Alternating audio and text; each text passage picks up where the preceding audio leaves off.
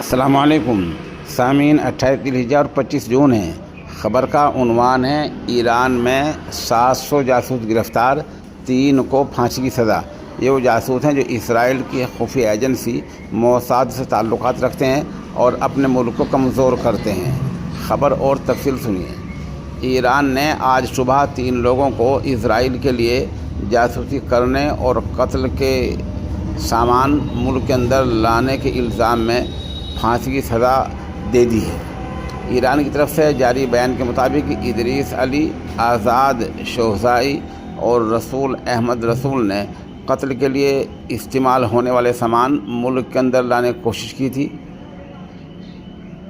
یہ پکڑے گئے، ثبوت مل گیا ہے، ان تینوں کو پھانسی دے دی گئی ہے۔